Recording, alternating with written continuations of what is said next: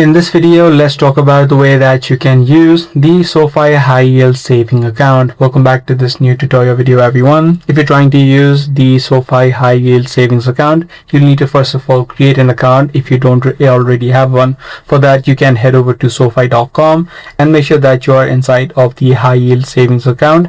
If this option is not yet visible, tap on the three lines on the top left, head over to products, head over to banking, and right here you'll be able to see the option which says high yield savings account.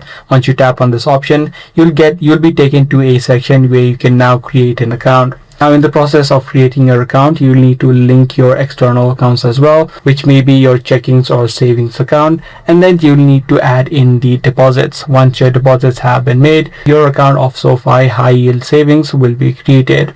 Once this account has been created, this account allows you to grow your money effortlessly because it has an annual higher percent yield. So compared to other products or other accounts within SoFi, this normally has a higher yield. So make sure you keep this information in mind. And this is the process that you can follow. If this guide video was helpful to you, be sure to subscribe. I'm going to see you in the next video.